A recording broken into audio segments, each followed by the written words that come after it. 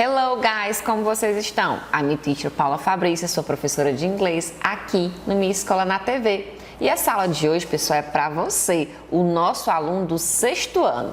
É a aula de número 9. Então, peguem o livro de vocês e vamos à nossa aula do dia.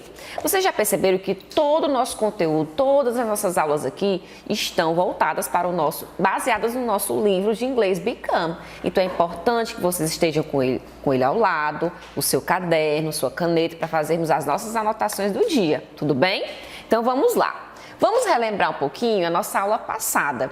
Eu expliquei aqui o modo imperativo, aquele tempo verbal, digamos assim, que indica uma direção, um conselho ou um apelo.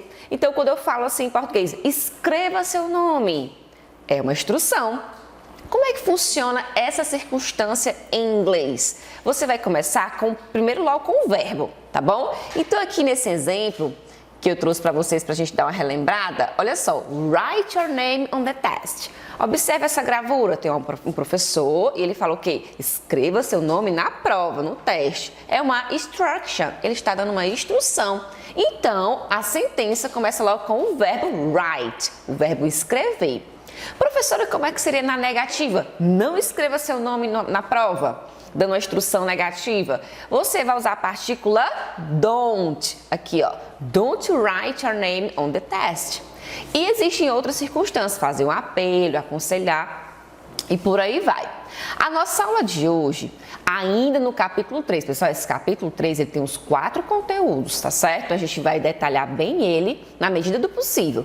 O conteúdo de hoje é plural dos nomes. Como é que funciona o plural dos nomes em inglês? Caixa, caixas. Como é que eu diria isso em inglês? Funciona, professora? Pessoal, eu já vou dizendo que funciona assim. Basta colocar um S nos substantivos que a gente forma um plural. Porém, existem algumas regrinhas aí nesse contexto, tá bom? Então, nosso conteúdo é plural of nouns. Os objetivos de hoje, vocês vão adquirir conhecimentos para pedir material escolar emprestado. Vamos trabalhar um pouquinho aqui o speaking. E vão reconhecer e empregar o plural dos nomes em inglês, plural dos substantivos, até porque adjetivo em inglês não ganha plural, tá certo? Só apenas o substantivo, não ganha S, não é o adjetivo. Então, pessoal, vamos ao nosso próximo momento. Aqui eu trouxe para vocês 2 figuras, 2 pictures, e 2 diálogos. O contexto é uma sala de aula, está acontecendo numa sala de aula. Então, um está pedindo o pencil emprestado, pedindo para usar. Pencil, a gente já viu aqui esse vocabulário aula passada, aulas retrasadas, significa lápis. Então, qual diálogo combina com qual figura? O que vocês acham? Eu vou ler para vocês, vou dar aí algumas dicas, tá bom? Dialogue 1. Um pergunta para o outro. Can I use your pencil? Can I use your pencil? Eu posso usar o seu lápis? Então, essa pergunta é para pedir algo emprestado. Can I use your pencil? Aí o outro fala, sorry, not now. Ou pode utilizar também essa expressão, sorry, I'm using it. Sorry, I'm using it. Esse diálogo combina com qual gravura? Esse sorry, desculpa, not now. Desculpa, agora não. A pessoa está usando o lápis, então ele não vai emprestar.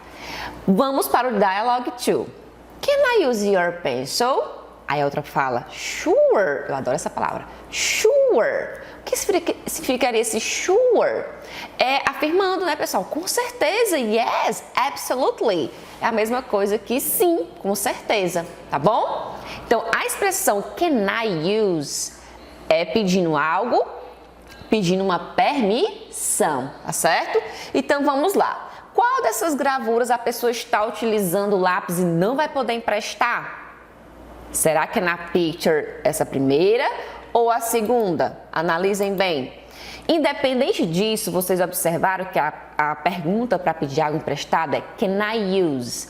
Can I? Eu posso? Can I? Professora, eu já vi outras formas de falar isso em inglês, outras formas de pedir emprestado. Existe, pessoal, sim, outras formas. Essa aqui é o que o livro indica para a gente utilizar no nosso 6º ano, tá bom? Então, se vocês aprenderem essa, já fica muito bem. Depois vocês podem aprender outras formas de pedir emprestado em inglês, tá bom? Então, can I use your pencil? Sorry, not now. Ou, sorry, I'm using it. eu estou usando. Então, a picture que combina com essa gravura seria essa aqui. Eu vou ligar aqui para vocês entenderem, tá bom? Então, um pergunta para o outro. Esse rapazinho bem aqui está perguntando para ele: Can I use your pencil? Eu posso usar o seu lápis? Repita aí comigo. Can I use your pencil? Aí ela fala: Sorry, not now. Desculpa, agora não. Ou ela pode falar: Sorry, I'm using it. Desculpa, eu estou usando, tá bom? Então, o diálogo one combina com essa picture. Consequentemente, a próxima gravura vai combinar com outro diálogo. Vamos analisar direitinho. Ficou aí um X. Ela perguntou pro lourinho aqui, né? Essa garotinha: Can I use your pencil? Aí ele falou o quê? Sure, sure, com certeza. Pode utilizar, né? Tá até dando assim um lápis para ela, tá bom? Então repita aí comigo. Can I use your pencil? O outro fala sure, com certeza. Então é uma frase muito comum para a gente pedir algo emprestado, não só material escolar, obviamente. Você pode pedir outras coisas emprestadas para alguém. A pessoa vai dizer sim ou não. Então, por exemplo, esse dicionário. Se alguém fosse me pedir emprestado, como é que a pessoa falaria? Can I use your dictionary? Can I use your dictionary? Eu posso usar o seu dicionário. Se eu fosse falar sim, você pode? Sure. Posso falar sim. Se eu falar não posso agora, eu estou usando. Sorry, not now. Ou sorry, I'm using it. No próximo momento, pessoal, eu tirei essa picture, essa gravura do livro de vocês, da página 51. Aqui existem 3 diálogos, tá bom? Então vamos lá ler junto comigo. Can I use your pencil? E o outro fala: Sorry, I don't have one. Sorry, I don't have one. Desculpa, eu não tenho um lápis. I don't have one. A outra fala pro garotinho: Can I use your eraser? Can I use your eraser? Eu posso usar a sua? Que é o eraser? Borracha. E o amiguinho fala: Sure, com certeza. Então ele tem a borracha e vai emprestar. O amiguinho aqui fala pro outro, pra outra: Can I use your pen? Can I use your pen? Eu posso usar a sua caneta? E a colega fala: Sure, com certeza. Então são diálogos bem possíveis, comuns para até praticar com alguém na casa de vocês, que vai dar super certo, tá bom? Vamos prosseguir? Então, agora, o nosso conteúdo do dia de grammar, de gramática, é o plural of nouns, o plural dos nomes. Professora, como é que eu diria o plural? Eu colocaria as palavras em inglês no plural. Pessoal, substantivos, tá bom? Nomes. Garrafa, garrafas. Em inglês, em português, desculpa, geralmente a gente coloca o S para identificar o plural. Em inglês não é tão diferente assim não, tá bom? Existe, como eu falei lá no início da nossa aula, algumas regrinhas que a gente tem que estar sempre atento, certinho? Eu vou fazer uma pergunta. Observe essas imagens. Aqui nós temos 3 canetas. 3 pens. Aqui, caixas. Alguém sabe como é que é caixa em inglês? Box. Então, eu tenho 5 boxes. 5 caixas. E aqui, baby, que é criança, bebê, eu tenho 2 babies, tá certo? Eu vou fazer essa pergunta e vocês vão observar a resposta e como funciona o plural dos nomes nesse contexto das respostas, tá bom? How many tá perguntando quantos ou quantas. Então, how many pens do you have? Quantas canetas você tem? How many pens do you have? A pessoa vai dizer: eu tenho 3 canetas. Como é que eu falaria isso em inglês? How many boxes do you have? Quantas caixas você tem? How many boxes do you have? A pessoa vai falar o quê? Eu tenho 5 caixas e por aí vai, tá bom? Então vamos lá, vou começar. How many pens do you have? I have 3 pens. Muito bem, de acordo com a gravura, tá certo? Próxima. How many boxes do you have? I have 5 boxes. I have 5 boxes. Eu tenho 5 caixas. How many babies do you have? Quantos bebês você tem? I have 2 babies. I have 2 babies. Observe que todos esses substantivos, pen, box and baby, estão no plural por conta que aqui tem mais de uma em quantidade, no caso, tá certo? Professora, mas hora ganha S, ora ganha ES, ora ganha IES. Que plural é esse? Exatamente assim em inglês. A regra geral, pessoal, é só colocar o S no substantivo. One pen, three pens. Coloquei o S. Porém, existem alguns substantivos que terminam em X, por exemplo. Terminam em CH, em S. E você não vai colocar outro S, não. Você vai colocar a terminação IS, que é o E e o S. Então, box terminou em X. Colocar o ES para formar o plural. É que nem fox, que é raposa. One fox, two foxes. Coloca o S no final, tá bom? E a palavra baby, você sabe como é que se escreve a palavra baby? Ela termina em Y. Muito bem. One baby, certinho.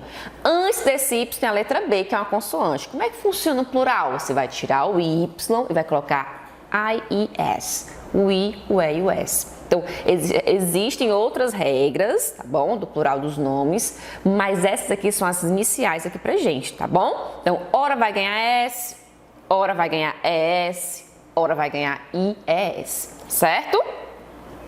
Olha só, observem bem como é que funciona, ó. Pen terminou em N, não tem uma regra para o N, então basta colocar a regra geral do S. Bom, one pen, three pens. Box terminou em X, então se eu quero colocar essa circunstância, essa palavra no plural, eu não vou colocar só o S, vou colocar o E e o S. Então todos os substantivos terminados em X no plural ganha ES, tá bom? Então box, boxes. Olha a palavra baby, terminou em Y e antes vem uma consoante, que é a letra B. Tira o Y e coloca IES. One baby, two babies. Certinho até aqui? Esse conteúdo todo, pessoal, está na page 47, na página 47 do livro de vocês. Eu quero destacar apenas um detalhe nessa história do Y, que causa muita confusão entre os meus alunos. A palavra baby terminou em Y e antes vem a consoante. Ok, tira o Y, coloca IES no plural. Professora, mas é a palavra toy. Alguém sabe o que é toy? Brinquedo. Toy, brinquedo. Terminou em Y, ok, tudo bem. Mas antes vem uma vogal. O O é vogal. Então, como é que funciona o plural? Precisa tirar o Y? Não. Basta colocar a letra S, que aí entra na regra geral, tá bom? É que nem a palavra boy, garoto. Terminou em Y e antes vem o O, que é uma vogal. Você coloca só o S para formar o plural. One boy, two boys. Só com a letra S. Certinho até aqui? Na página 133, que é um resuminho dos conteúdos de gramática do livro de vocês, existem essas regrinhas lá para você dar uma revisada. Eu vou ler aqui junto com vocês, tá bom? Então, plural of nouns. Acrescentamos S, a maioria dos substantivos em inglês, para indicar o plural. Essas são as chamadas regular forms, são as formas regulares, que nem no português. Pencil, pencils. Book, books. Não existe aquela regra que terminou em K, em L, acrescenta outra coisa, não. Basta colocar o S.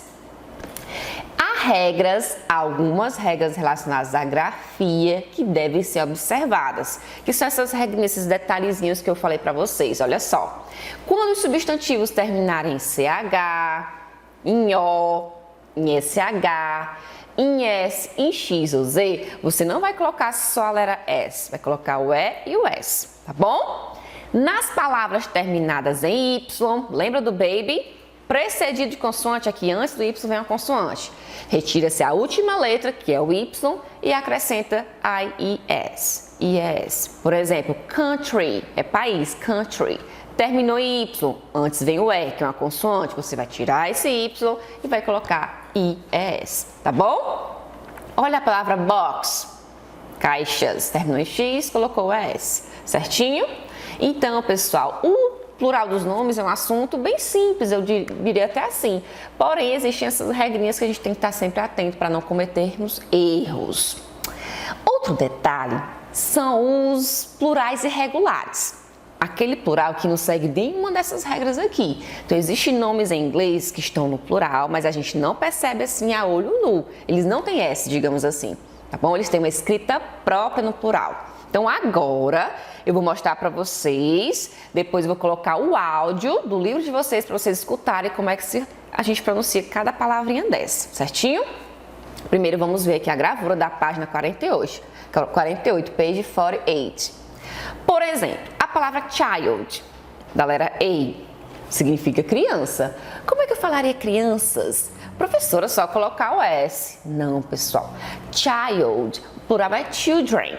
Então, essa palavra aqui é um substantivo irregular. Child, criança, children, crianças. Tá bom? Então, já vai observando aí esse plural irregular.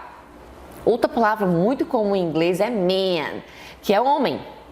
E o man com E, homens. Então, é um plural também irregular por conta que não segue nenhuma daquelas regras que a gente falou aqui no início da aula, tá bom? Na letra C, só um instantinho, na letra C, person é pessoa. Person, pessoa, só uma pessoa. E a palavra people, pessoas. Professor, mas não tem a letra S aqui. É porque é um plural irregular. Então, one person, two people. Na letra D, essa palavra woman, que é mulher, singular. E women, mulheres, plural. Então, esses 4 aqui, pessoal, existem outros, tá? São os plurais, formam plural irregular em inglês. Agora eu vou colocar para vocês o áudio do livro para vocês escutarem a pronúncia de cada palavrinha dessa, certinho? Chapter 2, Grammar, Activity 3. A. Child, children. B. Man, men. C. Person, people. D. Woman, women. A. Child, children. B. Man, men. C. Person, people. D. Woman, women. Então, pessoal, continuando, eu coloquei agora aqui para vocês uma questão desafio, tá certo? Observem bastante essa questão. Eu sou aquela professora boazinha, coloquei só uma questão para vocês hoje, tá bom? Então, observem esses 3 substantivos. Como é que ficaram esses substantivos no plural? Atenção para a terminação dessas palavras. Monkey, story, que é uma palavra que vocês usam muito, story. Tomato, monkey, story and tomato. O monkey terminou em Y, ok, mas antes vem uma vogal. Como é que funciona o plural dessa palavra? Story terminou em Y, mas antes vem uma consoante. Como é que funciona o plural dessa palavra? Tira o Y, não tira. Tomato, que é tomate, terminou em O. Lembra quando termina em X, em Z, em O, em CH, ganha S ou é S? É o mesmo exemplo de box, tá certo? Então, eu vou dar uns segundinhos para vocês observarem e marcar a resposta correta. Então, assinale a alternativa que contém o plural correto dos seguintes substantivos: monkey, story and tomato. Será que é a letra A, letra B, letra C ou letra D? O que vocês acham? Vocês podem fazer assim, eliminar aquela palavra que está errada no plural e já ir para outra, tá certo? Porque a sequência correta tem as 3 corretinhas, tá bom? Tempo. Então, na letra A, não é a letra A porque a palavra tomato terminou em O. Só colocou o S? Não, pessoal, quando termina em O, é o E e o S, tá certo? Então, monkeys estaria correto, porque terminou em Y, antes vem vogal, basta colocar o S. Story terminou em Y, antes vem uma consoante, tira o Y e coloca o IS. Até aqui tudo bem, mas o tomatoes com S não funciona, tá bom? Então, a resposta correta qual seria?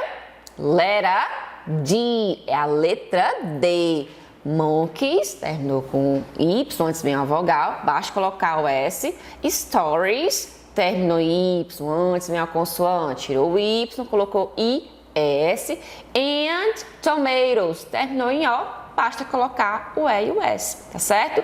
Monkey, lembrando, macaco, né?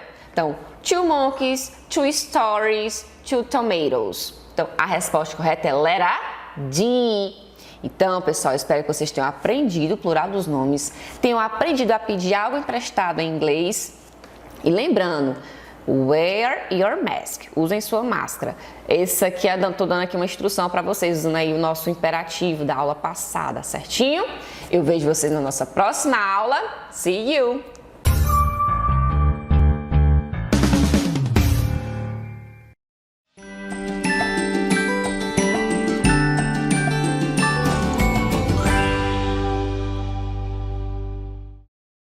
Bom dia, meus caros alunos e caras alunas, como é que vocês estão? Tudo bem com vocês?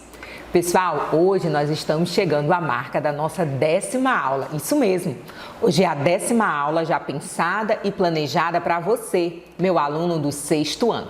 E na aula de hoje nós iremos dar continuidade a estar conhecendo um pouco mais sobre os diferentes tipos de vegetação existentes aqui em território nacional. Então, se você ainda não está com seu livro didático, pega o livro didático, caderno, caneta para as anotações, que eu tenho certeza que a gente vai aprender muita coisa na nossa aula de hoje. Hoje a gente vai estar enfatizando um pouco sobre a vegetação natural existente aqui no território brasileiro e, como consequência dessa vegetação natural, iremos conhecer um pouco dessa biodiversidade. Na nossa aula passada, nós estudamos um pouco sobre alguns desses principais tipos de vegetação e hoje nós iremos dar continuidade a esses tipos de vegetações que nós ainda não estudamos. Então, vamos lá aprender comigo? Nessa aula de hoje, além da gente conhecer esse tipo de vegetação, nós iremos estudar como que a ocupação humana acaba interferindo justamente na diminuição dessa vegetação. E também iremos conhecer esses principais tipos de vegetação existentes no nosso Brasil, no nosso país, e como que eles acabam sendo influenciados pelo clima e relevo. Então, a hora é o momento de estudar. E a gente vai começar a conversar sobre o cerrado, que é um tipo de vegetação, bem marcante e existente aqui no nosso país. Vou trazer algumas características mais básicas do cerrado. Tem aí a imagem que vocês podem perceber na ilustração, e aí eu trouxe algumas características mais próprias, informações essas que estão no livro didático de vocês também, certinho? O cerrado, pessoal, ele é uma vegetação natural, nativa, vegetal do Brasil central, lá no centro mesmo do Brasil, com ocorrências também nos estados de Minas Gerais, São Paulo, Paraná, Bahia, Maranhão, alguns trechos, alguns pedacinhos aqui do nosso estado, do Piauí, Mato Grosso do Sul, Mato Grosso e até, gente, lá para o rumo, como a gente fala, da região norte, Rondônia, Roraima, Amazonas e Pará. Originalmente, o cerrado, ele ocupa cerca de mais ou menos 1/4 do território brasileiro. Para vocês terem noção dessa dimensão dele, ele é ultrapassado em extensão somente pela região, pela Amazônia.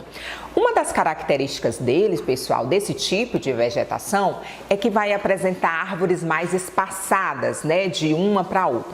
Essas árvores, elas têm um pequeno porte, com alguns troncos bem retorcidos, caules e galhos de cascas grossas e raízes bem profundas. E sabe por que tem essas raízes bem profundas? Porque elas vão buscar água justamente no subsolo. E todas essas características, formam esse tipo de vegetação, conforme a ilustração mostra para vocês e conforme outras ilustrações que aí no livro didático vocês podem acompanhar também. O cerrado, pessoal, ele vai abrigar uma cerca de grande de biodiversidade, como esses animais aí que eu trouxe na nossa ilustração. Tucano, o próprio tamanduá, Então, ele vai representar, eles ilustram cerca de 1/3 da biodiversidade brasileira. Em outros momentos, em outras disciplinas, a gente sempre até fala, que o Brasil, é um país que tem uma biodiversidade riquíssima e o cerrado, esse tipo de vegetação, acaba contribuindo diretamente para isso. Como as demais formações vegetais, não apenas o cerrado, ele sempre vem sofrendo essa intervenção humana principalmente, pessoal, no caso do Cerrado, a partir dos anos de 1960. Sabe por quê? Devido à construção de Brasília e das rodovias existentes ali na região centro-oeste, que não só permitiu grandes deslocamentos da população, como também a instalação da produção agropecuária. Então, aquele desmatamento naquela região de Cerrado, devido à construção de Brasília e à construção de rodovias, fez com que esse cerrado aos poucos fosse diminuindo, para a gente ter esse modelo de cerrado que nós temos hoje. Só para vocês terem uma ideia, pessoal, olha só o dado que tem no livro didático de vocês. Calcula-se que que o cerrado, ele já perdeu 50%, isso mesmo, gente, a metade de toda a sua vegetação original. Isso devido a quê? Principalmente a ação humana, a construção, desmatamento, a abertura de espaço para a agropecuária fez com que esses espaços fossem diminuindo. Infelizmente, hoje a gente tem esse total de apenas 50% da nossa vegetação original. Bem, uma redução bem brusca, como vocês podem perceber.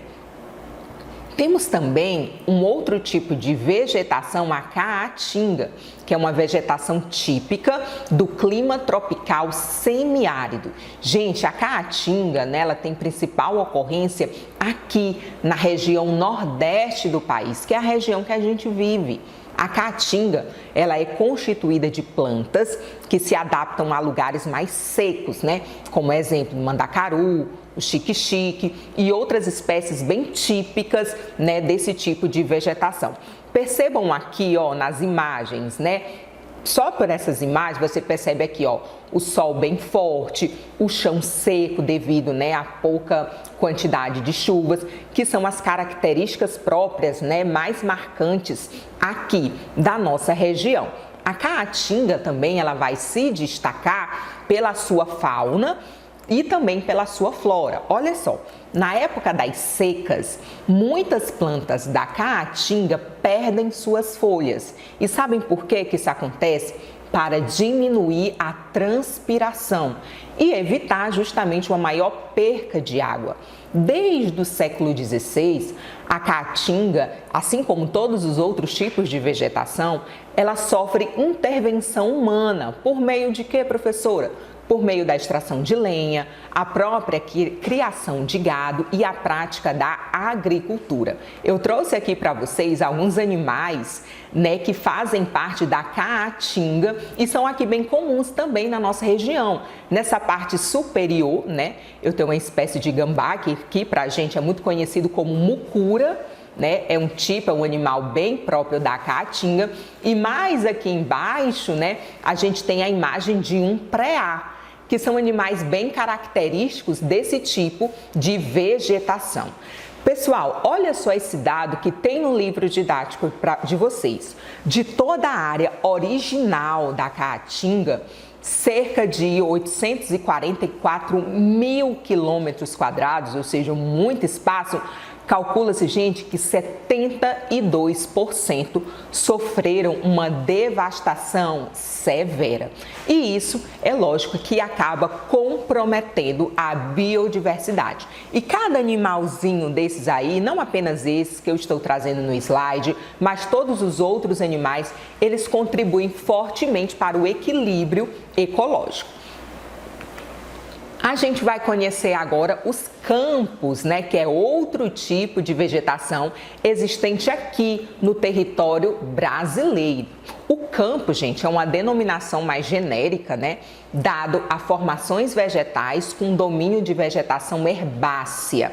Essas formações, elas vão apresentar diferentes fisionomias que vão variar de acordo com clima, solo, relevo de cada área em que estão se desenvolvendo. Os campos, pessoal, eles ocupavam cerca de 178 mil quilômetros dentro do território brasileiro. e devido, vários fatores, principalmente a intervenção humana, foram alterados e degradados no decorrer da história. Muitos, desses campos, eles são utilizados para a criação de rebanhos, tanto o bovino como também o ovino. Então, mais uma vez a gente tem aí o homem interferindo fortemente em toda essa estrutura vegetal que traz sim consequências para os próximos dias. E aqui eu vou trazer um pouquinho para vocês de um tipo de vegetação que eu tenho certeza que vocês conhecem bem, que é a vegetação litorânea. Então, antes até mesmo de eu trazer o conceito, com certeza vocês já devem ter visto esse tipo de vegetação, muito presente, recorrente, perto da praia. Vocês sabem que esse tipo de vegetação, ele tem uma denominação própria, Não é só mato, como a gente escuta por aí, não. O nome desse tipo de vegetação é jundo. Vamos falar? Jundo. Esse é o nome, científico, conhecido, e eu tenho certeza que a gente já deve ter visto por aí, mas a gente nunca sabia associar ao nome. Vamos conhecer um pouquinho? Olha só. Ao longo do litoral brasileiro, tanto é que o nome é vegetação litorânea, encontra-se a vegetação de praia, de duna, de restinga e de mangue. Então, é um tipo de vegetação bem peculiar que vai variando. Nas praias e dunas, a vegetação é geralmente mais rasteira, Nas restingas, surge um tipo de vegetação arbórea, cuja altura máxima, gente, não vai passar de 5 metros, que vai formar um emaranhado com muitas plantas espinhentas. Segundo estudiosos, essa vegetação, que aí vai receber o nome de jundo, jundu, como alguns chamam, corresponde a um conjunto de espécies de florestas adaptadas às condições ambientais litorâneas. E que condições são essas, professora? Altas temperaturas, fortes ventos e o solo bem arenoso. Então, é muito comum, próximo à praia, bem mesmo no litoral, a gente perceber esse tipo de vegetação aí, Que muitos pensam que não tem importância, mas esse tipo de vegetação, ela é muito importante até mesmo para preservar o equilíbrio ecológico de determinadas regiões. Mas não é só jundu que a gente tem aí na vegetação litorânea, não. Vamos conhecer esse outro tipo de formação? Olha só, a gente vai ter a vegetação de mangue, ou manguezal. Como é que ele se caracteriza? Ele vai crescer em áreas mais alagadas, com um acúmulo de água que se formam nas retrâncias ali próximos às costas. Por crescerem em um solo salino, a água do mar é salgada e tem uma certa deficiência de oxigênio. E em áreas alcançadas pelas marés, a maré está cheia, a maré está seca, esse vai e vem das marés acabam ocasionando esse tipo de vegetação. Essas plantas, próprias do manguezal, ela tem características próprias. Uma dessas características, pessoal, são as raízes aéreas, Os mangues, que já já a gente vai ver uma ilustração desse tipo de raiz. Os mangues, eles são importantes, por quê? Porque eles fornecem uma série de nutrientes para a vida marinha. E ainda, pessoal, são um berçário de muitas espécies. No entanto, a sua biodiversidade tem sido destruída pela ação humana. Então, percebam, Desde a nossa aula passada até a nossa aula de hoje, que a gente está estudando esses tipos de vegetações, é muito recorrente, A ação humana está interferindo, a ação humana está interferindo. Infelizmente, é um problema da atual geopolítica, que é uma área específica de dentro da geografia. Esse intenso processo, pessoal, de urbanização e especulação imobiliária, por exemplo, criação de condomínios, venda de terrenos próximos às praias, aos rios, vem provocando o aterramento de muitos manguezais, ou seja, o ser humano vem no local de manguezal, joga ali a areia e acabam soterrando aquele tipo de vegetação. E com tudo isso vai dar lugar à construção de prédios, casas, moradias e resorts. Enfim, é um sério problema que a gente se depara atualmente na nossa realidade. E aí eu estou trazendo para vocês a ilustração desse tipo de vegetação. Lembra que eu falei das raízes aéreas? Olha só como é que elas se apresentam. Dentro da imagem vocês podem perceber, isso aqui é uma vegetação bem típica de litoral, é uma ilustração, gente, inclusive do nosso delta do Parnaíba, né? Quem tiver essa oportunidade, é assim, algo belíssimo, perto da gente, próximo da gente. Infelizmente, às vezes o próprio parnaibano não reconhece essa riqueza que a gente tem aí, né, no quintal da nossa casa. Como eu disse para vocês, né, a vegetação, ela tem, né, como se fosse um berçário. Olha aí a quantidade de caranguejo e aqui uma vista mais aérea de toda uma vegetação litorânea. Quase concluindo, a gente vai conhecer um pouquinho sobre o Pantanal, que abrange uma área de aproximadamente 150 mil quilômetros quadrados, dos quais, né, cerca de 100 mil são inundáveis, ou seja, na época das cheias, né, os rios, como o Rio Paraguai e Rio Piquiri, eles acabam aumentando de volume e faz com que antes não tinha água, comece a ter água. Trata-se, gente, de uma área de planície sedimentar, que vai abranger alguns estados do Brasil, como o Mato Grosso do Sul, o Mato Grosso, e não fica só aqui no Brasil não, viu, gente? Ocupa espaços na Bolívia e até no Paraguai. E uma característica bem própria do Pantanal, como até mesmo essas que vocês estão vendo aí nas imagens, essas que eu estou aqui mostrando para vocês, é essa altitude média pouco superior a 100 metros. Então também merece um destaque em especial na questão de estudo.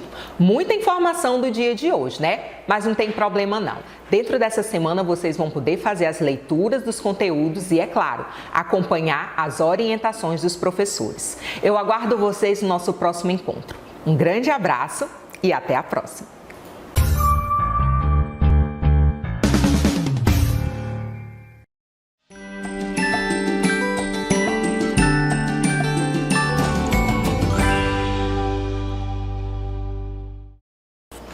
Hello guys, como vocês estão? I'm teacher Paula Fabrícia, sou professora de inglês aqui no Minha Escola na TV. E essa aula de hoje, pessoal, é para você, o nosso aluno do 7º ano. Essa aula é de número 9, tudo bem? Vocês observaram que as nossas aulas, a gente se baseia sempre pelo nosso livro de inglês Become. Então peguem o livro de vocês, caderno, canetas e vamos à nossa aula do dia. Relembrando a nossa aula número 8, aula passada, trabalhamos aqui um texto biográfico do William. Indiquei até para vocês O Menino que Descobriu o Vento, né? Foi um livro baseado no documentário sobre a história do William, sobre esse moinho que ele criou, né, esse moinho de vento, né, pessoal, esse windmill. Trabalhamos dentro do texto do William algumas expressões em inglês e verbos. Identificamos muitos verbos no passado, verbos regulares que terminam em ED e verbos irregulares que têm uma escrita própria. Espero que vocês tenham aí lembrado da nossa aula passada.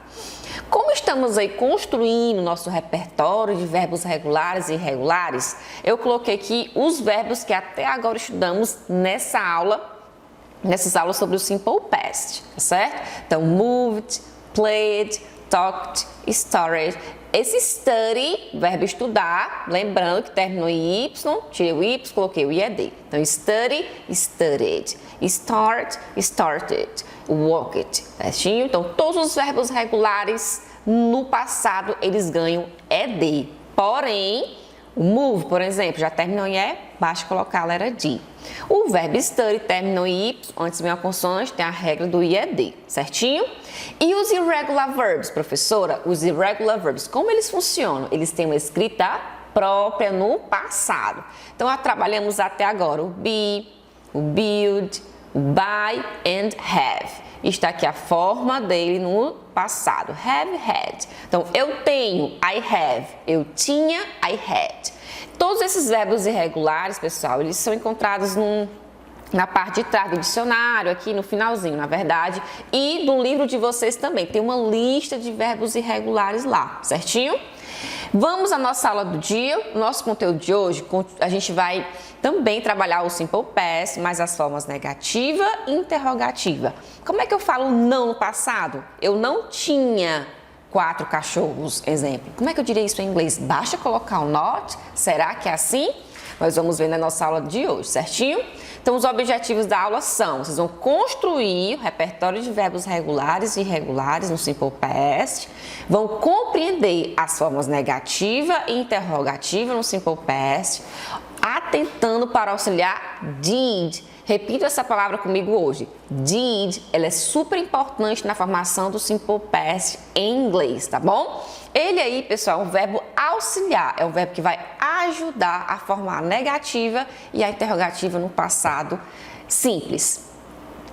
Warm-up, vamos para o nosso aquecimento do dia. Eu trouxe aqui hoje uma figura, uma gravura para vocês observarem. Observe o que está acontecendo, as imagens, a linguagem verbal, a linguagem não verbal desse conteúdo, certinho? Aqui tem um cachorro, não é? Outro cachorrinho aqui e um pergunta para o outro. Did you eat my food? Did you eat my food? Oh no, I didn't eat your food. De novo. Did you eat my food? Did you eat my food? Oh no, I didn't eat your food. Quem está perguntando aqui, pessoal? Observe que a palavra-chave é food, é comida. Então, aí o um comeu a comida do outro, né? O que está acontecendo? Então, este cachorrinho aqui primeiro perguntou para o outro: Did you eat my food? Você come minha comida ou você comeu minha comida? Você comeu. Está no passado essa frase aqui. Professora, como é que a senhora sabe? Por conta desse did. O did, pessoal, ele está aqui ajudando a formar a interrogativa no passado, certinho? Então, você comeu a minha comida? Did you eat my food?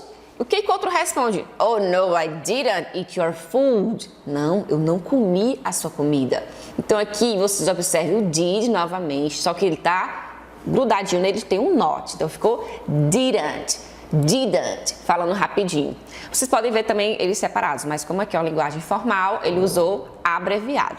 Então, eu não comi sua comida. I didn't eat your food, certinho? Esse verbo eat é o verbo comer. No passado, ele não vai ganhar ED, porque ele não é um verbo regular, tá bom? Ele no passado fica ate. Professor, e aqui por que ele não está transformado no passado? Nós vamos ver já na nossa aula de hoje, certinho? Então, vamos lá, observar detalhe por detalhe dessa circunstância aqui, dessa sentença, desse diálogo. Na letra A, did you eat my food? Você comeu a minha comida? Nós temos aí uma forma interrogativa no passado e o verbo auxiliar no início da sentença. Então, todas as vezes que eu vou usar uma sentença no passado e eu quero estar questionando algo para alguém, eu vou usar o did na frente, certo? Então, quando eu pergunto assim, você estudou inglês? Did you study English? Você estudou inglês. Então, esse did, ele é o indicador de passado, certinho? Esse verbo em azul, que é o verbo eat, que é o verbo comer, ele está na sua forma base. Quando eu uso o auxiliar did, pessoal, na interrogativa, na negativa, o verbo principal, ele volta para como ele era antes. Então, por exemplo, na frase afirmativa, eu comi sua comida. I ate your food. Normal, aqui está transformado, né? Eat, ate no passado. Mas quando eu uso na interrogativa, o verbo ate não pode ficar mais ate, porque eu usei o did para indicar passado. Então, por isso ficou, did you eat your food? Você comeu a sua comida, né? Você comeu a minha comida. Sua comida, desculpem. Então, na negativa, como é que funciona? Did not. Juntando, didn't. I didn't eat your food. Eu não comi a sua comida. Novamente aqui o eat, ele está em azul, ele está na sua forma base. Por que não está ate? Porque eu usei o verbo auxiliar did. Então, todas as vezes que o did estiver, o verbo principal não pode estar transformado no passado. Ele tem que estar na sua forma base, certinho? Continuando. I ate your food. Eu comi sua comida. Uma frase afirmativa, o verbo está no passado. Esse ate é um verbo irregular, por isso que não tem AD, ok? I didn't eat your food. Eu não comi a sua comida. Eu não. Digamos que o didn't seria o não do passado, certinho? I didn't eat your food. Então, o eat aqui, antes era ate, numa frase afirmativa, ficou eat, porque eu usei o didn't, certinho? Did you eat your food? Você comeu a sua comida? Fiz aqui uma frase afirmativa. Did you eat your food? Você comeu a sua comida? Como esse eat está aqui, professora, na forma base dele? Porque eu usei o did. Então, todas as vezes que tivermos o did como verbo auxiliar, o verbo principal vai estar na sua forma base. Ele não pode estar transformado no passado. Não pode ter ed, não pode ter lá nele ed, nem pode estar transformado num verbo irregular no passado, tá bom? Apenas em frases afirmativas. Outra informação para vocês. Quando perguntar usando did, por exemplo, aqui na letra A, você comeu minha comida? Did you eat my food? Como é que eu respondo em inglês? Como é que dá vontade de responder em inglês? Did you eat my food? Você comeu minha comida? A resposta é yes or no. Sim, eu comi. Não, eu não comi. São as chamadas short answers, respostas curtas em inglês. Então seria yes, I did. Sim, eu comi. No, I didn't. Não, não comi, tá bom? Nós vamos detalhar mais esse conteúdo ao longo da nossa aula, mas observe o did na formação da interrogativa e na formação da negativa. De novo, o didn't está aqui abreviado, mas pode vir separado. Did com not, certinho? Pessoal, eu coloquei aqui nesse outro momento uma outra figura que tem também muitas coisas no passado, tá certo? Vamos observar? Did you enjoy your vacation? Did you enjoy your vacation? I had a great time. I relaxed. I did not do any work. Então aí tem um diálogo entre duas pessoas. O que uma está perguntando para a outra? Novamente. Did you enjoy your vacation? Did you enjoy your vacation? I had a great time. I relaxed. I did not do any work. O que está acontecendo aqui? Qual é o conteúdo desse diálogo? Eu vou dar uma dica. Vacation significam férias. Vacation significa férias. Então, um está perguntando ao outro se ele se divertiu, se ele aproveitou as férias. Claro, pessoal, que é passado. Porque também é passado, né? Falamos de férias, é algo passado, mas aqui, nessa circunstância, tem o did. Então, já está indicando que a frase está perguntando algo no passado. Did you enjoy your vacation? Você aproveitou as suas férias? E o outro vai dizer que sim ou que não e vai explicar o que ele fez nas férias, tá bom? Então, o que foi que ele disse aqui? I had a great time. Eu tenho, I have ou eu tive? Eu tive. Esse had, lembram dele? Que é o passado irregular do verbo have. Have had, ok. Outro verbo aqui com ed. Eu relaxei. I relaxed. I did not do any work. Esse did not agora está separado. Eu não fiz any work, nenhum trabalho, não fiz nada. Então ele relaxou. Então aqui é um diálogo usando muito tempo verbal. Na verdade, todo o diálogo está no passado e nós podemos observar o uso do did numa pergunta. Observe que o enjoy, que é o verbo se divertir, aproveitar, ele não tem ed. Por quê? Ele é um verbo regular, não tem ed. Por conta do did que foi usado na pergunta. Então, todas as vezes que eu vou usar o auxiliar did, o verbo principal, que no caso é o enjoy, ele volta para sua forma base, no infinitivo sem o to, sem nada, tá bom? Ó, aqui nessa outra, na resposta do colega, não tem o did na primeira sentença, logo o verbo principal had, ele tem que estar mesmo no passado. Had, eu tive, I had a great time. I relaxed, eu me relaxei. Eu não fiz nenhum trabalho, não toquei no trabalho. I did not do any work. Observe esse do, o passado do do é did, tá, pessoal? O do aqui nessa sentença, ele é verbo principal, então ele tem que ficar do mesmo. Por quê? Porque eu usei o did not na forma aí negativa, então quando eu uso o did, o verbo principal, que aqui é o do, ele volta para como ele era antes, na sua forma base, certinho? Então, resumindo, did you enjoy your vacation? Você aproveitou as suas férias? Did you enjoy your vacation? E ele falou, I had a great time. Eu tive um maravilhoso tempo. I had a great time. I relaxed. I did not do any work. Então, o auxiliar dessa circunstância qual é? É o did e o did not, né? Que é o mesmo did, só que na negativa. E eu pergunto para vocês, qual desses verbos aqui destacados são verbos regulares? São verbos que terminam em ed? O enjoy, porque quando fica com ed, né? Ele é um verbo regular, logo ganha ed. E o relax, relaxed, com ed. Então, todos esses verbos aqui, esses dois verbos são regulares, coloquem ed no passado. Lembrando que aqui eu não coloquei porque eu usei o did na pergunta. Aqui eu coloquei porque é uma frase afirmativa, certinho? Verbos irregulares. Qual tem aqui, pessoal? Verbo irregular desses aqui é o had, have had. É um verbo irregular porque ele não ganha ed no passado. E o do também é um verbo irregular. Do é o verbo fazer. I do my homework. Eu faço minha tarefa de casa. Eu fiz minha tarefa de casa. I did my homework. Então, o do passado é did, não ganha ed, não é um verbo irregular. Ele está lá na nossa lista dos verbos irregulares. Certinho? Na página 59, na page 59, nós temos a questão 3. Eu coloquei ela já respondida aqui só para a gente analisar as regras aí do did, né, na forma negativa e interrogativa. Vamos ler junto comigo? Então, o verbo principal na frase interrogativa é usado na forma básica do simple past? Sim. Então, na interrogativa, eu vou usar o did na frente. O verbo principal não precisa ganhar ed e nem estar transformado aí se ele for um verbo irregular. Ele vai estar na sua forma base. Assim como tem aqui, ó, o enjoy. Interrogativa, essa sentença. Então, ele está na sua forma base. Letra B. Na interrogativa, a forma do verbo auxiliar muda ou não muda de acordo com o sujeito? Olha, uma dica.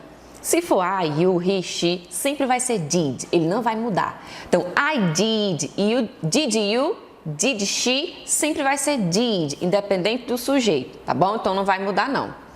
Letra C. O verbo principal na negativa é usado na forma básica do simple past? Sim, assim como na interrogativa. Por quê? Porque eu já usei o verbo auxiliar did para indicar que está no passado. Não precisa colocar o verbo principal novamente no passado. E na letra I, o verbo auxiliar na negativa geralmente é ou não é did not ou a forma contraída didn't. O verbo auxiliar na negativa, pessoal, é o did com not. Ele pode vir separado ou pode vir junto. Qual a diferença? Na linguagem formal, na linguagem do dia a dia, a gente não usa I did not enjoy. Eu não falo assim em inglês, eu falo I didn't enjoy. A gente quase não percebe quando a pessoa está falando. Então, a forma abreviada, ela é muito comum, tá bom? Então, o verbo auxiliar na negativa, geralmente, é did not ou a forma contraída didn't, certinho? No livro de vocês tem umas dicas em inglês sobre o simple past, tá certo? Reafirmando o que a gente falou aqui, a contração do verbo auxiliar didn't é mais comum em contextos orais e em contextos menos informais. I didn't eat, eu não comi. I didn't sleep, eu não dormi. Se eu estiver falando com uma colega, explicando o que eu não fiz, o que não aconteceu na minha vida, eu uso didn't. E as no questions, como Did you talk about Africa? Did you talk about Africa? Você falou sobre a África? Sim, não. Então, são as short answers, são as respostas curtas em inglês, que a gente vai usar o yes ou no, mais o pronome, I, you, he, she, vai depender da sentença, e o verbo auxiliar did. O did é o verbo auxiliar do passado. Vamos aqui a uma atividade bem simples, olha só. Essa gravura, What did you do yesterday? I played soccer yesterday. Eu posso fazer uma pergunta para vocês. Qual o tempo verbal dessa gravura? O tempo verbal predominante, que aparece mais. Professora, aqui tem o did. Então, é simple past. Muito bem. Então, o verbo auxiliar did. Qual é o verbo regular que apareceu nessa sentença? É o played, por conta do ed. E qual é o verbo irregular que apareceu aqui, pessoal, nessa gravura? É o do, que no passado é did, certinho? E agora, é só vocês fazerem aí o que eu acabei de fazer na primeira atividade. Aqui, did you swim at the park? Did you swim at the park? Você nadou lá no parque? Did you swim at the park? Qual é o verbo auxiliar? No, I didn't. I swam at home. No, I didn't. I swam at home. Não, não nadei. Eu nadei em casa, at home. Então, qual é o auxiliar? Did ou didn't, na negativa. Qual é o verbo regular? Não existe verbos regulares aqui. Nem o verbo aqui ganhou ed. E o verbo irregular é o swim, que é o verbo nadar, que no passado fica swam. mais um verbo regular para nosso repertório de verbos, tá bom? Então, pessoal, eu espero que vocês tenham aprendido um pouquinho mais sobre o simple past, o did, a forma negativa. E eu vejo vocês na nossa próxima aula com mais atividades sobre o simple past, certinho? See you!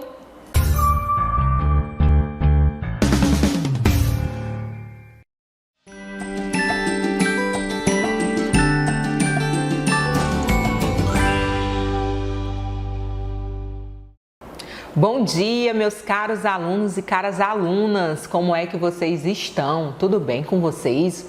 Olha aí, pessoal, já vou começar a aula com uma boa notícia. Hoje a gente está começando uma nova marca dentro aqui das nossas aulas. Essa é a nossa aula de número 10, né? E se a gente fosse fazer uma avaliação, olhar para trás, né? Quantos assuntos, quantos conteúdos a gente não já conversou dentro dessas aulas na TV, dentro dessa nova iniciativa? Muita coisa, né?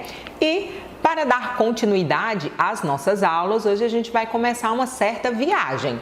Mas não é qualquer viagem não, é uma viagem dentro do nosso próprio país. A gente vai conhecer algumas características e peculiaridades do nosso país. Iremos começar pela região norte. Então, essa aula de hoje do 7º ano foi pensada e planejada para você, meu aluno do 7º ano, como também meu aluno da Educação de Jovens e Adultos, da EJA. E hoje a gente vai estar conversando sobre a região norte. Nessa aula, a gente vai estudar um pouco dessa região, suas características naturais, sociais, econômicas e principalmente de ocupação humana. E também iremos identificar como algumas ações governamentais dentro da Amazônia pode servir ou não de modelo para o desenvolvimento daquela região. A Amazônia, gente, a região norte é uma região muito grande, né? A maior região do nosso país. Então, essa aula a gente vai estar dividindo ela em dois momentos. Essa de hoje, em uma próxima aula que a gente vai dar continuidade àquilo que está sendo construído hoje. Vamos lá? Então, já sabem, né? Estejam aí em posse do livro didático de vocês, que eu tenho certeza que a gente vai conversar muita coisa na aula de hoje. Vamos lá? Olha só, então, como eu sempre trago, né, a gente sempre começa conceituando. Essas imagens que eu estou trazendo, né, nos nossos slides, são imagens que vocês podem conferir aí no livro didático de vocês. Eu tenho esse cuidado de sempre estar trazendo a imagem do livro, até mesmo para vocês compararem e não ter uma imagem diferente. E na aula de hoje, né, como eu sempre começo, a gente vai começar conceituando um pouco dessa região norte, sabendo onde é que ela está localizada, né? O que espaço ela ocupa. E antes de eu chegar no conceito, eu convido vocês, né, a olharem com atenção essa ilustração, né, esse desenho que está aí no livro didático de vocês, que traz um pouco da região norte, né, o mapa político na região norte. Então perceba, essa área mais acima do país, ela constitui toda a região norte. Então, a gente tem aí, né, Rondônia, Acre, Amazonas, Pará, Tocantins, Amapá, Roraima, são os estados que formam essa região.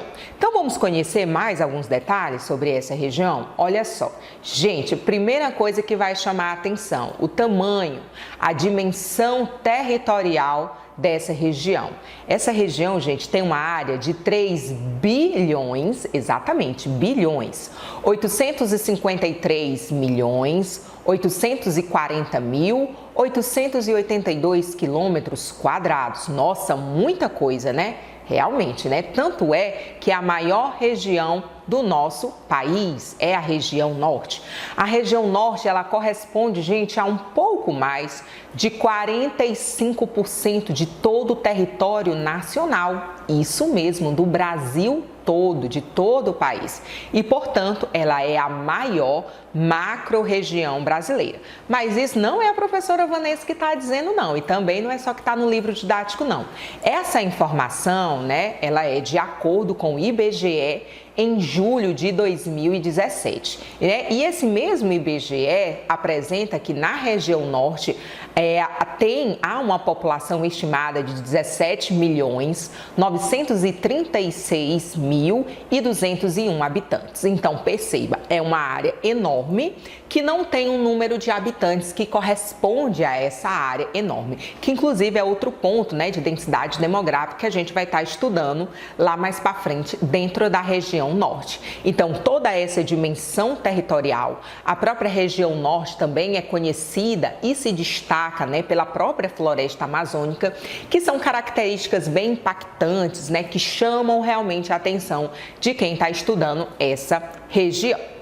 Então, olha só essa outra característica. Durante muito tempo, né, se a gente for pegar lá a própria história do Brasil, o descobrimento, né, a chegada do colonizador em 1500, durante muito tempo, essa região, que é a região norte, ela esteve muito isolada do restante do país. Realmente, salvo assim alguns surtos de povoamento não indígena que foram verificados no auge da exploração do látex, que aconteceu entre os anos de 1880 até 1912 e de outras atividades econômicas. Então, houveram sim alguns momentos de destaque, mas não foi algo contínuo.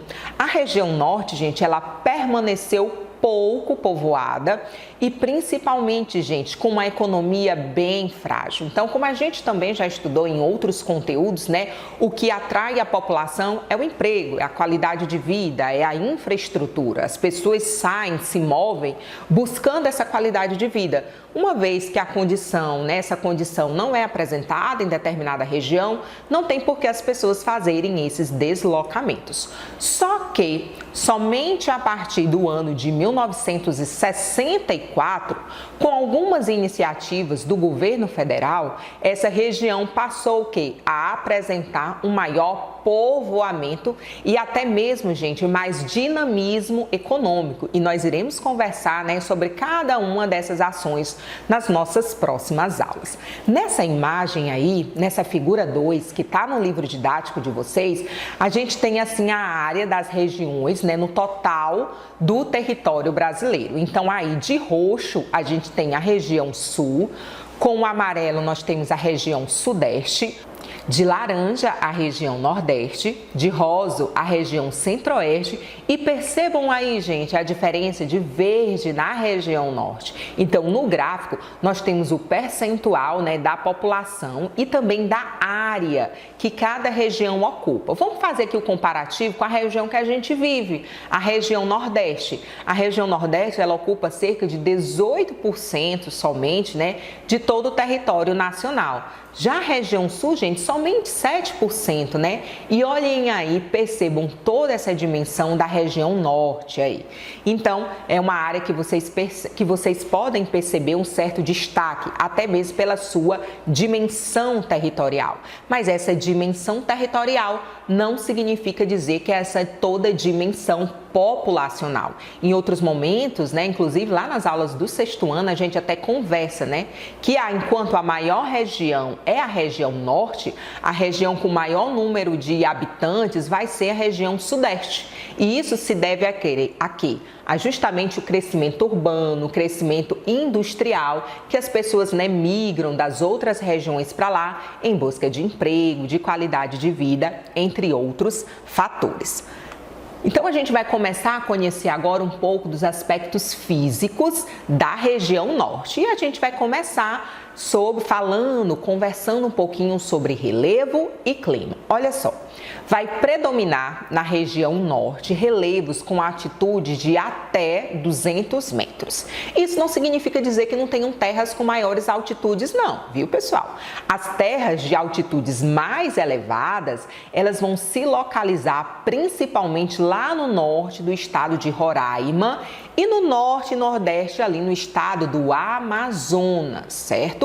Onde, pessoal, inclusive a gente vai encontrar o ponto culminante do Brasil, né, que é o Pico da Neblina, que é um pico com mais de 2.000, quase 3.000 metros de altitude, que inclusive, gente, é até fronteira com outro país, com a Venezuela.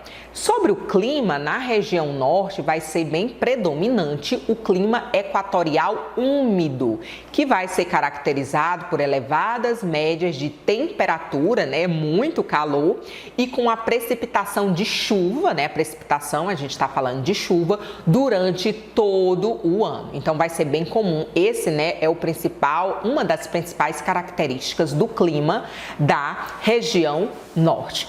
Para vocês terem uma ideia, né, de acordo com esse climograma que tem no livro didático de vocês, e eu trouxe para ilustrar aqui na nossa aula, as maiores médias térmicas, ou seja, as maiores temperaturas, vão ocorrer nos meses de setembro e outubro. E as maiores médias de precipitação, ou seja, ocorrência de chuva, são registradas no mês de março e abril. E aí, pessoal, eu trouxe a imagem de uma chuva forte lá na região norte. Percebam essa concentração, né? Abaixo o solo predomina a floresta amazônica, bem aqui ao lado com a figura 6 que está aí no livro didático de vocês. Percebam a quantidade de chuva, né, a precipitação. Aqui embaixo nós temos os meses do ano, janeiro, fevereiro, março, abril. Percebam que em março e em abril a gente tem os maiores índices de chuva e aqui, mês de julho, agosto, setembro, a gente tem as baixas, ou seja, as quedas da quantidade de chuva, o que significa maiores temperaturas. Então é bacana que a gente consiga fazer essas interpretações desses mapas, porque auxiliam a gente nem apenas só na geografia não, mas várias outras disciplinas também. A gente faz o que a gente chama de leitura de imagem. Outro ponto que nós iremos conversar sobre a região norte é sobre a vegetação.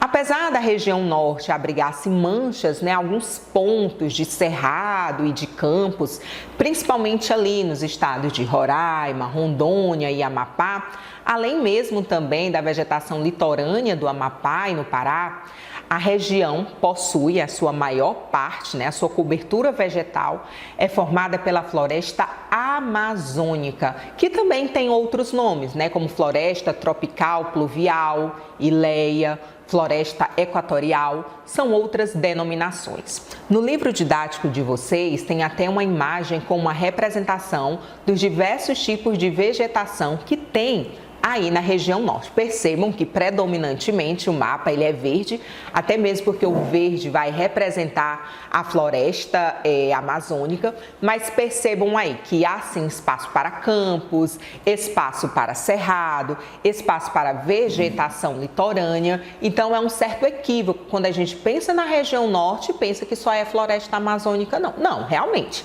A floresta amazônica ela tem um grande número, um número até bem exacerbado.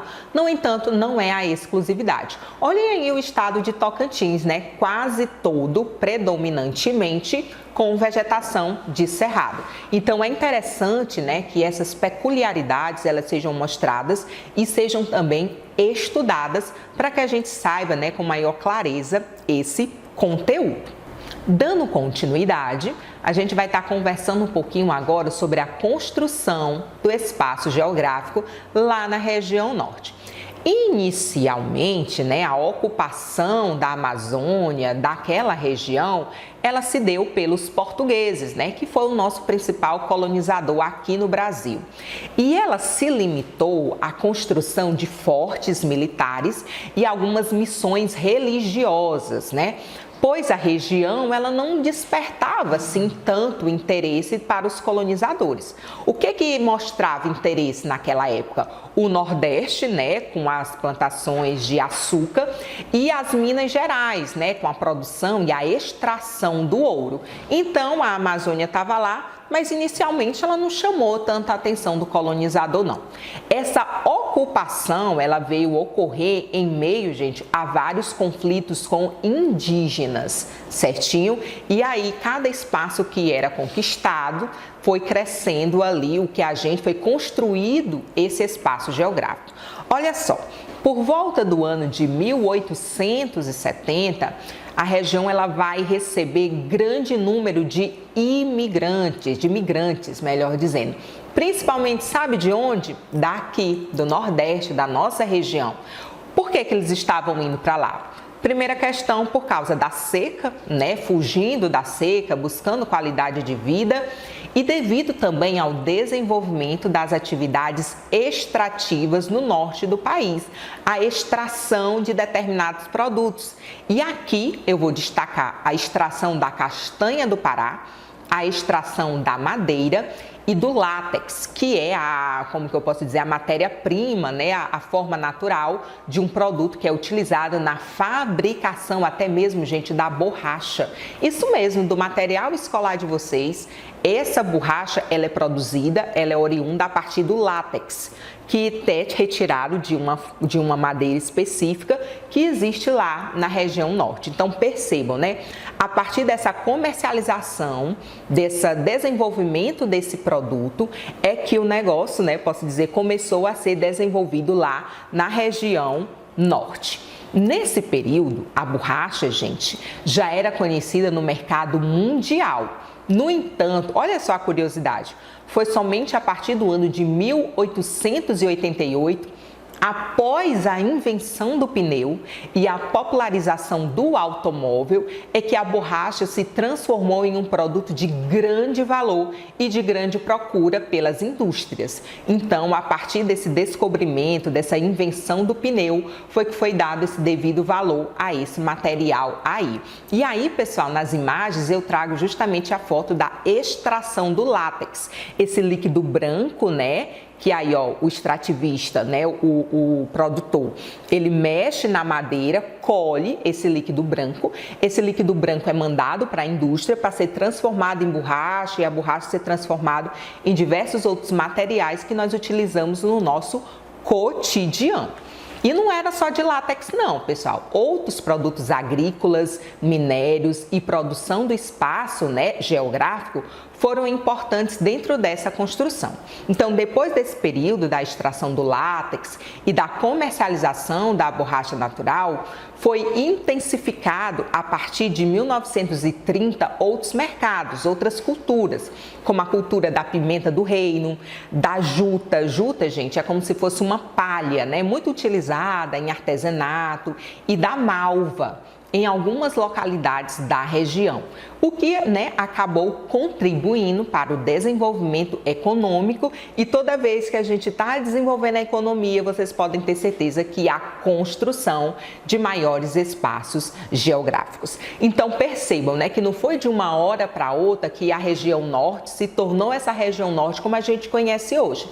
É todo um processo, né, que eu tentei descrever na aula de hoje e que a gente vai dar continuidade no nosso próximo encontro. Muita informação na aula de hoje, não é isso? Mas tudo bem, vocês agora vão ter uma semana para dar uma lida no conteúdo no livro didático de vocês e levarem as dúvidas para os professores. Façam as leituras e as atividades que os próprios professores irão propor. Eu aguardo vocês no nosso próximo encontro. Um grande abraço e até a próxima!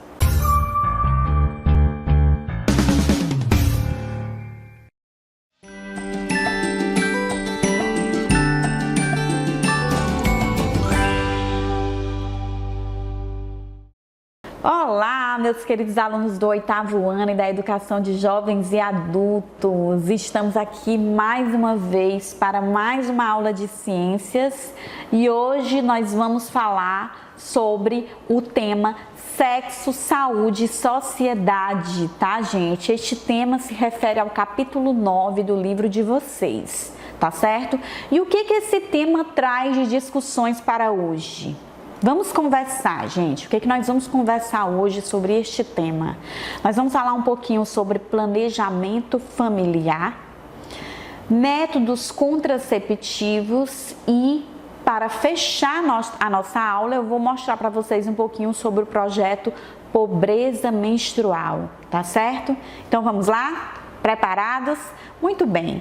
O que seria o planejamento familiar? Gente, O planejamento familiar, ele é uma prática, né, que antigamente não se discutia muito, né, e estava mais concentrado nas classes sociais com condições financeiras mais acessíveis. Mas hoje, gente, com a tecnologia, com a evolução, com o acesso à informação, é possível fazer planejamento familiar independente das condições financeiras de uma família. Por que isso? Porque, gente, para se fazer planejamento familiar, você precisa ter acesso aos métodos contraceptivos. E o que é planejamento familiar, gente?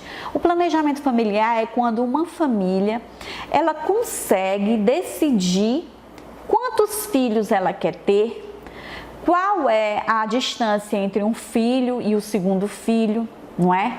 Ou 3, quer ter 1, quer ter 2, quer ter 3, né? E geralmente as pessoas decidem a quantidade de filhos de acordo com as suas condições financeiras, não é isso? Então, o planejamento familiar, ele é muito legal porque ele te permite você conseguir construir sua família, né? Adequadas às suas condições financeiras, sociais, né? E assim vai, tá?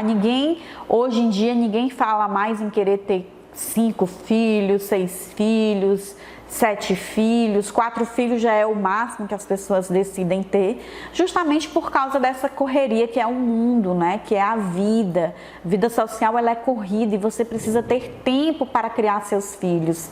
E nada melhor do que entender que um filho, ele vem para a família para melhorar, ele é motivo de alegria, não é isso? Então a melhor coisa que tem é a gente engravidar, é a gente ter o filho quando a gente está preparada totalmente, completamente. Como é que eu vou estar preparada completamente?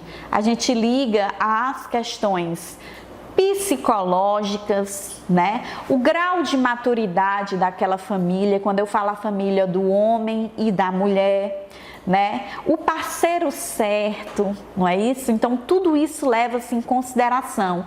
E por último e não menos importante, as condições financeiras, não é isso? A gente tem uma quantidade de filhos onde esses filhos conseguem entrar no nosso planejamento financeiro, quanto é que eu ganho, quantos filhos eu vou conseguir sustentar, não é isso? E tão legal, pessoal, conseguir conhecer sobre esse tema ainda aí na idade de vocês, 13 anos de idade, olha, que legal, vocês já vão ter uma ideia do que é planejamento familiar e a importância dele para a nossa felicidade, para a felicidade plena, a felicidade completa, não é isso? Nada melhor do que ter uma família planejada, tá certo? Ok? Então, como é que a gente planeja uma família? Primeiramente, conhecendo os métodos contraceptivos, ok? E o que são métodos contraceptivos, professora? Bom, gente, a contracepção, né, ela está relacionada à questão do evitar a gravidez, né? Não que a gravidez seja um acontecimento fatal, ruim, não. A gravidez, ela é um acontecimento tão mágico, tão perfeito, que ela precisa acontecer no momento certo da nossa vida, tá? E às vezes, quando a gente não tem uma orientação, né, adequada, suficiente, a gente não consegue entender o quanto é mágico esse período, né? E às vezes a gravidez, ela pode acontecer antes do esperado, né? Em momentos onde nós não estamos totalmente preparados para aquele momento, né? Por isso que é importante a gente conhecer os métodos contraceptivos para evitar a gravidez, para evitar que esta gravidez ela aconteça em períodos das nossas vidas onde nós não estamos preparados. E eu posso dizer com toda certeza aqui para vocês que este período de vocês, né, 13 anos de idade, é um período muito mágico, é um período muito especial, porque eu chamo de adolescência, né? E é o período onde vocês estão conhecendo o corpo de vocês, vocês estão conhecendo o funcionamento dos hormônios, não é? Lembram lá dos nossos capítulos nas aulas passadas, lá falando sobre reprodução humana, falando sobre os hormônios, sobre as fases da vida, tá certo? Então, para que vocês cheguem na fase adulta, um adulto pleno, um adulto completo, vocês precisam compreender sobre estas fases da vida. Nós temos a fase da infância, que precisa ser vivida de forma plena, né, com plenitude. Como assim, professora? Onde vocês podem aproveitar esta fase para brincar muito, para poder aguçar a imaginação, não é isso? Para aprender. Então, na fase da adolescência, vocês simplesmente não vão deixar a infância, a brincadeira de lado, vocês vão somente amadurecer mais a questão da vida de vocês. É uma fase onde vocês vão se conhecer, porque os hormônios sexuais, né, eles começam a ser ativados, a estar ali à flor da pele, e vocês precisam entender estas mudanças hormonais do corpo de vocês, não é isso? Então, antes da gente falar de métodos contraceptivos, gravidez, sexo, antes de tudo isso, vocês precisam olhar para dentro de vocês e conhecer o corpo, conhecer o funcionamento. Isso eu digo para os meninos, né, que estão começando a compreender o que é ejaculação, né, e estou falando com as meninas que estão começando a compreender o que é a menstruação. E a menstruação, ela é um ciclo. Ela faz parte de um ciclo mensal, ela acontece todos os meses e as meninas precisam conhecer isso, entender quais são as datas da sua menstruação, o seu ciclo menstrual, os seios, né, que estão ali se formando, o corpo está mudando. Então, tudo isso vocês precisam levar em consideração. Por isso, o primeiro método contraceptivo que eu vou falar aqui para vocês, né, método muito aceito e muito legal, porque ele evita a gravidez 100%. Primeiro método contraceptivo é a abstinência sexual. Isso porque vocês não precisam ter pressa, né, para ter uma atividade sexual ativa. Sabe por quê, gente? Porque a atividade sexual ativa, ela requer muitas responsabilidades, né? E uma das responsabilidades é você entender quais são todos esses métodos contraceptivos. A outra responsabilidade é a sua vida com o parceiro, que muitas vezes não é uma coisa muito legal, porque às vezes você está mudando ali, você está num momento ainda que você ainda está formando a personalidade, né? Não é isso? Então é um momento bem complexo para a vida de vocês. E aí quando a gente vai querer ter um parceiro, muitas vezes ocorrem muitos choques, né? Difícil ter o adolescente lá que tem um namoradinho de 13 anos e ele casou com ele lá 20 anos depois, né? Muito difícil, né? Então é um período que a gente está ainda com as amizades, vocês estão se conhecendo. Então a abstinência sexual, gente, ó, eu defendo e ela é 100% segura. É evitar o sexo nessa fase de vocês, que é a fase de desenvolvimento, de descoberta, de conhecimento do corpo, tá bom? Agora nós vamos para os métodos contraceptivos para quem tem atividade sexual ativa, tá certo? A galera ali da educação de jovens e adultos, o pessoal mais velho. Vamos lá pensar. Métodos contraceptivos, quais são? Vou trazer para vocês aqui 4 métodos. O primeiro seria os comportamentais, o outro seria de barreira, os métodos hormonais e os cirúrgicos. Vamos lá. Métodos comportamentais. Bom, gente, esse aqui é o método contraceptivo mais fraco que eu posso dizer para vocês. Ele é o mais arriscado, porque ele não previne a gravidez, ele não dá nem 70% de chance de prevenção da gravidez. Isso porque, gente, o corpo da gente é muito complexo. Olha aí como é importante a fase de vocês para conhecer o corpo. Porque para que você tenha um método comportamental, você precisa conhecer o seu corpo de todas as formas. Eu já tenho 33 anos e para mim ainda é muito difícil conhecer o meu corpo. Imagina vocês aí que tem 13 anos de idade, não é? Métodos comportamentais, nós vamos ter aqui um método da tabelinha, O que é a tabelinha? Consiste no conhecimento do ciclo menstrual da mulher, tá bom? Agora pense aí vocês, as meninas que agora que começaram a menstruar, agora que começaram a compreender o seu ciclo, vão lá para o método da tabelinha. Totalmente arriscado, porque você precisa ter um ciclo menstrual muito, mas muito regular, não é? Então, como é que é isso, professora? Bom, na tabelinha, nós vamos ter 3 fases, que é a fase da infertilidade menstrual, que consiste no período de menstruação da mulher, tá? E a fase que nós consideramos fértil, né? Que são geralmente do primeiro dia da menstruação até o 14º dia, é um período onde pode ocorrer a ovulação. E aí você coloca 5 dias antes e 5 dias depois desse provável período, como um período onde o óvulo ele pode ser liberado. Então, ele não é necessariamente liberado no 14º dia, ele pode ser liberado no 10º dia, no 17º, então é muito complexo isso. Então, esse período todo aqui, que compreende quase a metade de um mês, quase a metade do ciclo menstrual da mulher, ele é chamado de período fértil, é um período onde pode ocorrer a gravidez, alto risco, tá certo? Bom, depois desse período aqui, nós vamos, depois da ovulação, né? Vai ter o período que é chamado de infertilidade, porque é geralmente 5 dias antes da mulher menstruar, né? O período de infertilidade.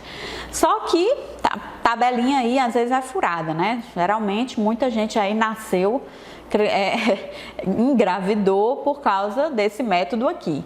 E existe também um método de acompanhamento do muco cervical, porque o muco cervical, gente, é uma substância liberada pela vagina da mulher. E no período fértil, essa substância ela está mais robusta, ela está mais grossa, ela está mais maleável. Tanto que se você tiver contato com ela, ela gruda no dedo, né? E aí pode ser um período que a mulher esteja ovulando, né?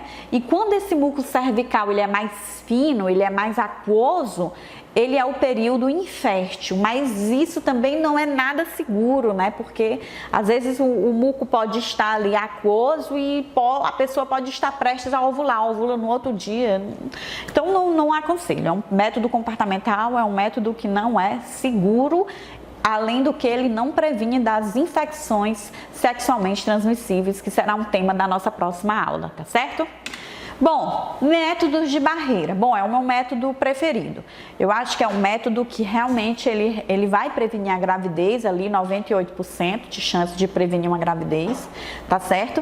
E além dele prevenir a gravidez, nós vamos ter aqui 2 métodos de barreira que vão prevenir contra as infecções sexualmente transmissíveis, tá certo? Aqui nós vamos ter o preservativo masculino, que consiste em uma borracha, né, onde você coloca ali no pênis ereto, sobre o pênis ereto, e os espermatozoides eles ficam retidos aqui nessa região aqui da ponta da camisinha, tá certo? E o preservativo feminino que é inoculado ali na vagina da mulher, e os espermatozoides ficam retidos aqui dentro desta borracha aqui, deste plástico, tá certo? Então são 2 métodos de barreira que, além de prevenir a gravidez, porque impede que o espermatozoide chegue até o óvulo, eles ficam retidos ali dentro da borracha, eles previnem contra as infecções sexualmente transmissíveis, certo? Aqui nós vamos ter também o diafragma, que também vai impedir a chegada do espermatozoide até o óvulo, tá certo? É inoculado dentro da vagina da mulher. Quando é colocado espermicida nele, ele vai, além dele impedir essa chegada do espermatozoide até o óvulo, ele também pode matar os espermatozoides, né? Inativar esses espermatozoides por causa do espermicida. Então, são métodos de barreira, são métodos mais eficazes, tá certo? Existe um outro método chamado de DIU, né, que é o dispositivo intrauterino. Nós temos 2 tipos de DIU, que é o DIU de cobre, que é um DIU não hormonal, né, que é colocado ali dentro do útero da mulher e ele impede que os espermatozoides cheguem até o óvulo, tá certo? Ele inativa esses espermatozoides, tá certo? E não usa hormônio nenhum. tá certo? E nós temos o DIU hormonal. Esse DIU hormonal, além dele impedir essa chegada dos espermatozoides até o óvulo, ele libera hormônios, né, que vai influenciar na questão da ovulação, tá certo? Então, como é que acontece isso? O DIU, gente, ele é um dispositivo que ele deve ser colocado pelo profissional da saúde, o ginecologista, a ginecologista. Então, para se usar esse dispositivo, você precisa ir no médico, o médico tem que colocar de forma adequada. Muitas vezes ele pode causar inflamações no útero e ele pode ser expulso do útero naturalmente, né? Então, o DIU, ele é um dispositivo eficaz, mas que tem que ter acompanhamento médico para poder utilizá-lo, tá certo? Além do que ele não previne contra as infecções sexualmente transmissíveis, tá certo? Ele é mais adequado para quem tem parceiro fixo, né? As pessoas que já estão ali casadas, com relacionamento estabelecido, enfim. É isso. E nós temos os métodos hormonais. Os métodos hormonais, eles consistem nos métodos que utilizam hormônios para evitar a ovulação, tá certo? Eles influenciam na ovulação da mulher. A mulher continua, existem hormônios, né? Existem comprimidos que permitem que a mulher menstrue ainda todos os meses, né? Liberando apenas as camadas do útero que são formadas ali, o endométrio. Mas existem outros métodos hormonais que a mulher muitas vezes nem menstrua, né? A mulher muitas vezes nem menstrua.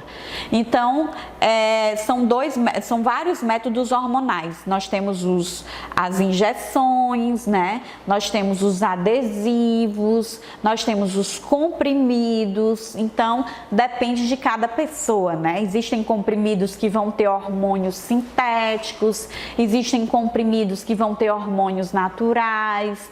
Então, depende muito do corpo da mulher, né? Então, para se usar esses métodos hormonais, você precisa ter acesso a um ginecologista e ele vai saber qual é o método mais adequado, tá bom?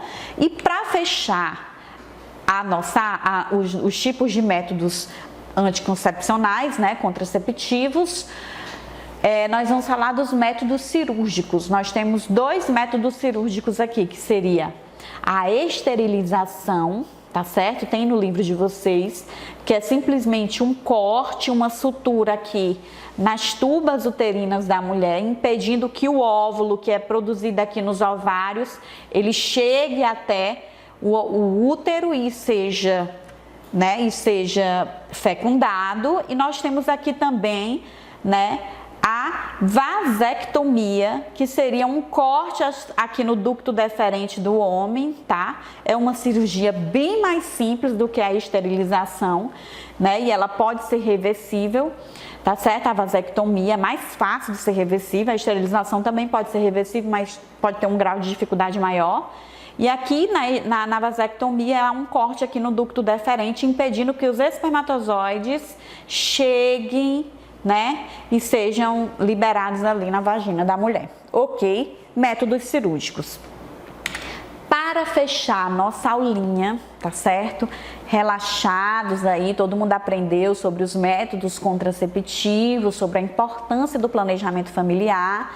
Eu trouxe um tema que ele é muito interessante porque trata-se do cuidar da mulher, do cuidado que nós temos que ter com as mulheres do nosso planeta, né? Do carinho que a gente tem que ter com as mulheres, porque as mulheres, elas têm a menstruação todos os meses e muitas sofrem com essa menstruação de forma mensal, com muitas cólicas, com liberação desse sangue.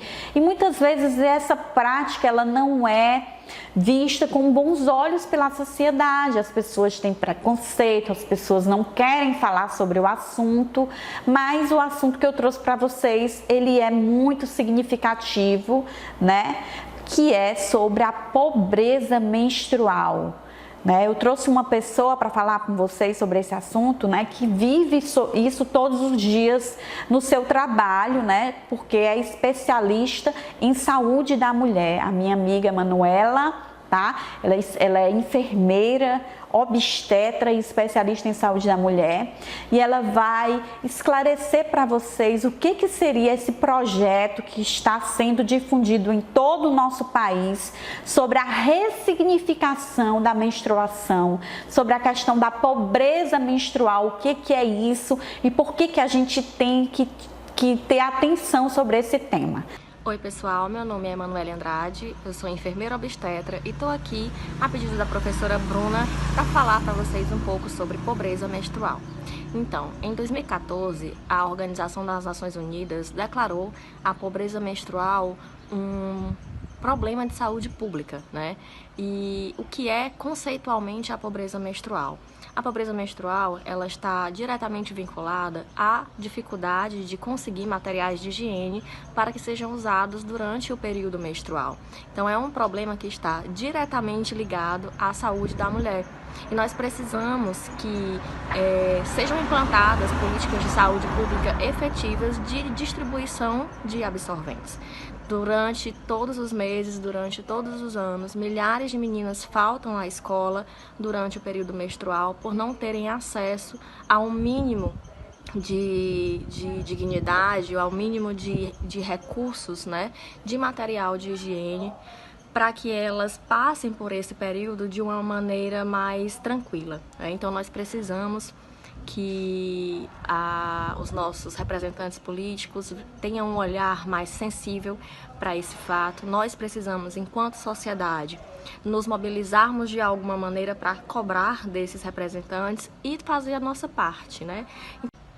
Quando falamos em pobreza menstrual também, não podemos nos esquecer das mulheres em situação de rua e das mulheres em situação carcerária, né, que estão presas. Então, são mulheres que também têm muita dificuldade de acesso a produtos de higiene no período menstrual e precisam ser incluídas a sua visão nos projetos de saúde pública. Precisam ser incluídas, precisam ser visibilizadas, ok?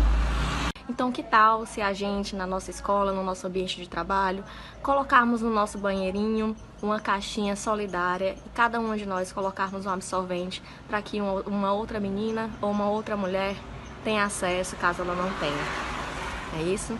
Então, vamos fazer também parte dessa mudança. Recentemente, a Câmara dos Deputados aprovou um projeto que visa distribuir gratuitamente absorventes nas escolas públicas e a gente está torcendo para que passe no Senado. Um beijo para vocês e bons estudos. E aí, pessoal, aprenderam um pouquinho, conheceram sobre o projeto Pobreza Menstrual? Bom, pessoal, espero que vocês tenham gostado da aula e na próxima aula nós vamos falar sobre as infecções sexualmente transmissíveis, pessoal. Até mais!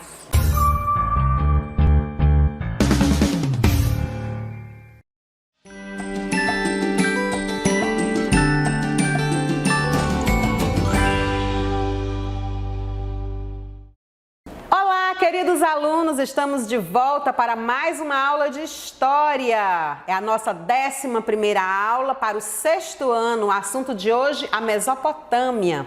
É isso aí. Como é que você está? Está bem? Espero que esteja. Estamos mais uma vez aqui animados para falar de um novo conteúdo que você pode estar estudando aí no seu livro, no seu material didático. Reforçando o conteúdo, nós estamos aqui para essa aula. Me segue aqui para a gente adquirir novos conteúdos sobre a Mesopotâmia. Vamos começar descobrindo aqui o que vem a ser essa palavra, Mesopotâmia.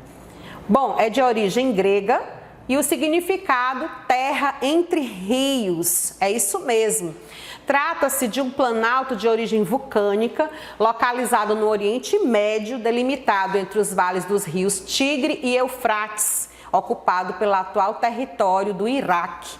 É isso aí, todas as terras próximas ali ao Iraque também faziam parte dessa civilização, foi uma das primeiras. É isso mesmo, lá vários povos da antiguidade passaram por esse chamado Crescente Fértil do Nilo. É isso aí, a gente vai descobrir muito mais sobre isso aí.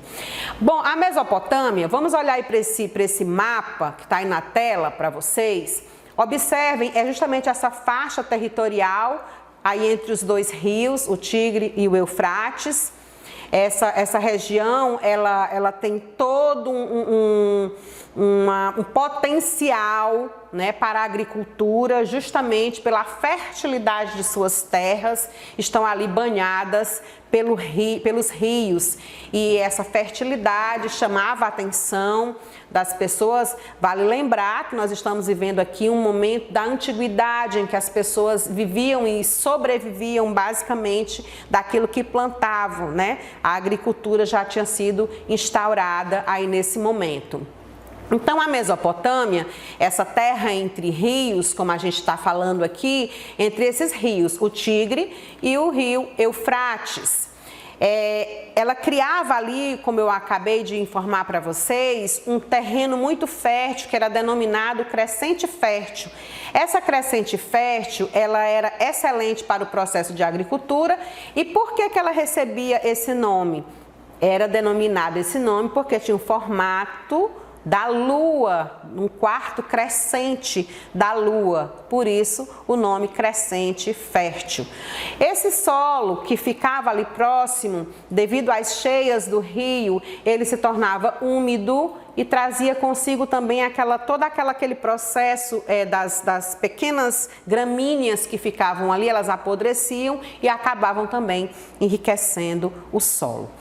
Para você compreender melhor, é preciso perceber que muitos povos nômades, e esse termo nômade a gente já falou várias vezes aqui nas nossas aulas, que eram aqueles povos que viviam transeuntes de uma região para outra, em busca de melhores condições de vida, eles passavam nessa localidade, percebiam a riqueza e o potencial da Mesopotâmia a partir dessa fertilidade.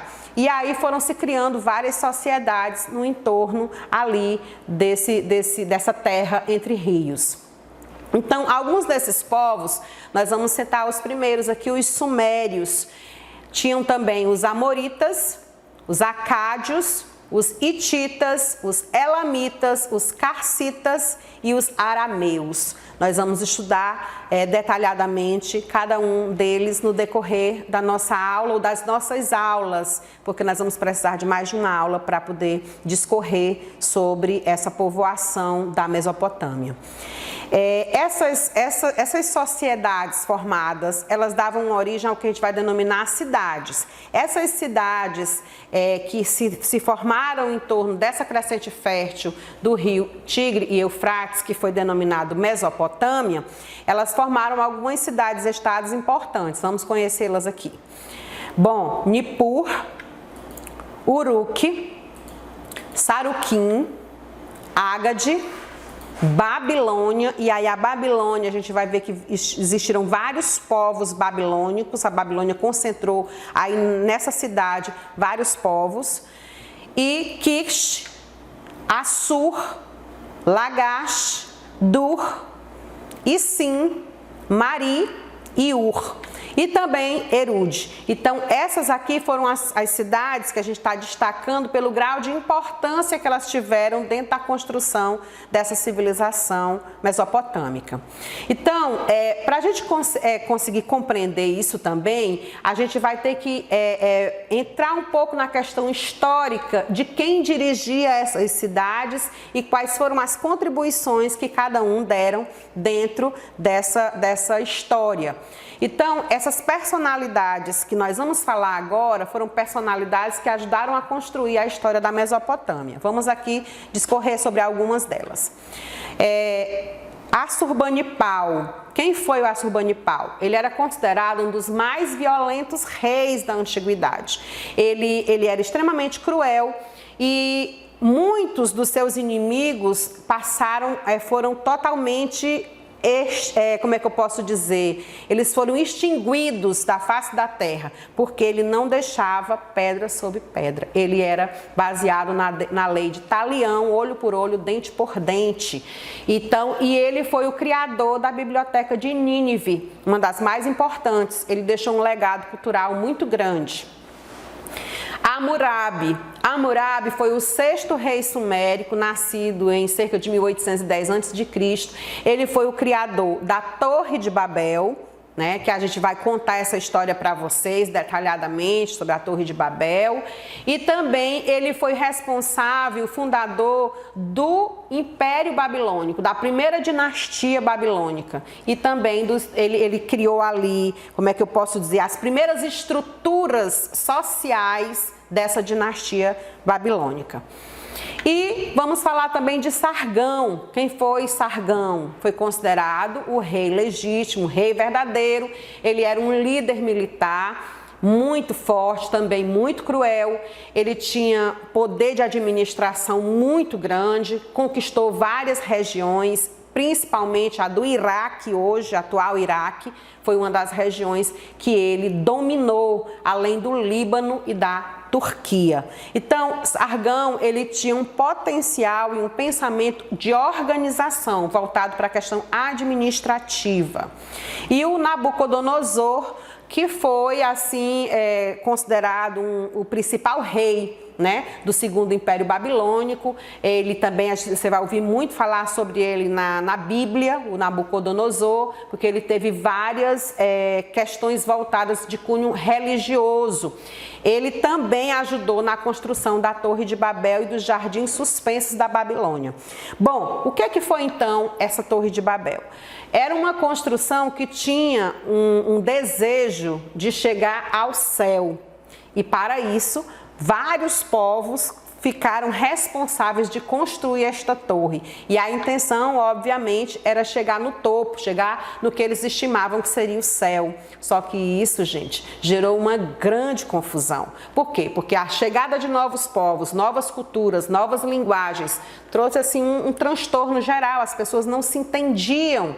E um prédio que tinha essa pretensão de chegar tão alto, precisava ter uma organização ainda maior. Eles conseguiram chegar bem alto, porém a torre ruiu, porque essa pretensão deles realmente não se chegaria a um contento final, porque o céu é ilimitado, é infinito. Então, esse pensamento era um pensamento retrógrado, próprio de quem não tinha o conhecimento da terra como algo infinito, mas como algo que era mais palpável, que era mais fácil de se chegar a um fim. E aí isso não foi possível. De fato, a Torre de Babel foi um grande erro. E ainda hoje, quando a gente pensa em projetos faraônicos ou projetos que nunca vão ter um acabamento final, se faz aí menção a projeto relacionado à Torre de Babel, justamente por essa questão. Os sumérios, que foram povos importantíssimos dentro da Mesopotâmia, eles tiveram todo um arcabouço histórico que vai criar e vai sedimentar essa civilização antiga. Os sumérios, eles foram considerados os primeiros a habitar o sul da Mesopotâmia. Eles ocuparam essa região, construíram as primeiras cidades e as mais importantes, que foi Ur, Uruk e Lagash. Eles dominaram essas cidades, estados e fizeram muitas coisas importantes nessas cidades. Ur também é citado, é um texto bíblico que cita também essa cidade de Ur. A organização política dos sumérios, ela é semelhante às cidades-estados romanas, governadas por um chefe religioso militar denominado patese. Para a gente compreender melhor essa organização social dentro da Mesopotâmia, a gente precisa olhar para o sistema piramidal, que era o tipo de sociedade que eles escolheram como formação social. Então, a primeira estava lá no topo da pirâmide os sacerdotes, depois vinham os aristocráticos, que eram os homens das leis, depois os militares e, por conseguinte, os comerciantes que detinham poder econômico, os artesãos que estavam responsáveis pela parte da produção e os camponeses que estavam responsáveis pelo processo de subsistência através da agricultura e, por fim, os escravos. Então, esse aqui é o sistema de organização social dentro da sociedade mesopotâmia no período ali em que os sumérios estavam à frente do governo. Os sumérios, eles eram conhecidos e ficaram muito conhecidos por todas as civilizações da antiguidade, porque eles foram os criadores do tipo de escrita. Eles começaram a perceber a necessidade de fundamentar aquilo que eles criavam e concebiam oralmente em algo mais concreto, e eles criaram a escrita cuneiforme. Essa escrita consistia em placas de pedra, onde eram talhadas informações. Geralmente essas informações, elas eram feitas com formas e traços, desenhos. Elas tinham uma complexidade de interpretação e elas foram amplamente divulgadas dentro da sociedade para que as pessoas pudessem compreender. Porque através dessa escrita cuneiforme, mais tarde vão ser colocadas leis que vão ser espalhadas para a população através desse tipo de escrita. Trago aqui para vocês uma imagem do que seria o tipo de escrita utilizado, a escrita cuneiforme. Essa escrita, ela tinha uma linguagem, como eu acabei de dizer para vocês, que facilitava a comunicação para quem entendia os desenhos que eram talhados nas pedras, mas para uma outra pessoa realmente ficaria difícil compreendê-las. Os sumérios, que fazem parte desse processo de criação da escrita cuneiforme, eles também realizaram outros feitos, dentre eles a irrigação. O processo de irrigação, eles deram início a esse tipo de processo, a construção de barragens e diques para manutenção de água, né, para poder desenvolver melhor a agricultura.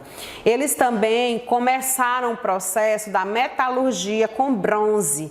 Dentro desse processo, eles começaram a criar as primeiras ferramentas e eles eram politeístas, ou seja, eles tinham uma religião voltada para divindades, para deuses e não para um deus mono, né? Que seria um deus, seria monoteísta, mas eles não, eles tinham vários deuses, então eles eram de uma religião politeísta.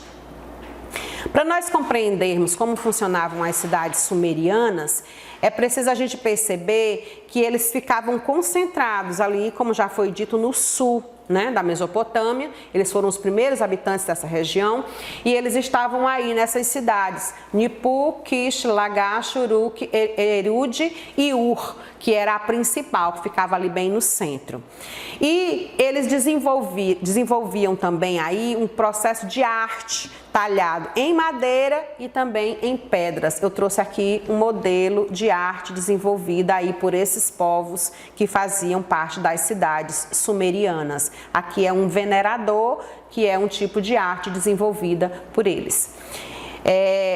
Vamos agora então falar dos amoritas, que seriam esses povos. Bom, com o declínio do império fundado por Sargão, que se destacou na Mesopotâmia um império unificado, centralizado, com administração pela Babilônia, surge aí então os novos povos, que são os amoritas. Quem são esses povos? Eles eram semitas, provenientes da Arábia, e eles começaram a criar uma ideia de que eles precisavam difundir não mais como uma civilização, mas como realmente um império. E como império, eles teriam um líder, e esse líder religioso ficaria à frente, tomaria a frente de tudo para eles. Então, esse povo também eram conhecidos como os antigos babilônicos. Eles se diferenciavam dos outros justamente por isso, porque os outros eram considerados neobabilônicos e eles queriam ser considerados como antigos babilônicos, ou babilônicos raiz, como a gente chamaria hoje, né? Então, o soberano deles foi Hammurabi, que vai criar o Código de Hammurabi, que tinha a função de determinar, baseado na lei de Talião, do olho por olho, dente por dente, que as pessoas que praticavam delitos, que praticavam atitudes erradas dentro da sociedade, elas precisariam pagar. Da mesma proporção que fosse o delito, seria o preço que essa pessoa teria que pagar. A maioria dos delitos eram pagos com a morte. A pessoa entregava a vida, ela era sacrificada em função desses delitos. Então, para vocês compreenderem melhor essa questão do Hammurabi, a gente também vai ter um momento para falar especificamente sobre o Código de Hammurabi. E os assírios, quem eram os assírios? Os assírios de origem semita, viviam do pastoreio, habitavam as margens do rio Tigre. A partir do final do 2º milênio, eles passaram a se organizar em sociedade. Esse povo, eles tinham um pensamento expansionista, ou seja, eles criavam um exército para tomar conta de outras cidades, se apoderar de outros territórios e aumentar o seu poderio. Então, eles já tinham uma visão diferenciada dos outros que nós acabamos de estudar. Eles tinham essa visão expansionista.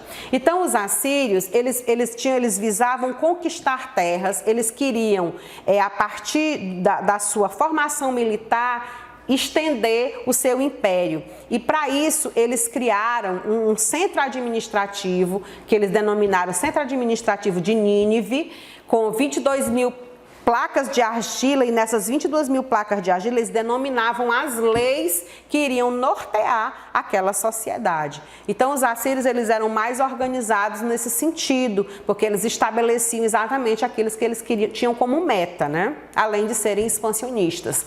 E pelo seu poder militar, eles criaram a chamada muralha assíria, que separava dos outros povos e que também garantia que eles aumentassem seu poder econômico e expansionista.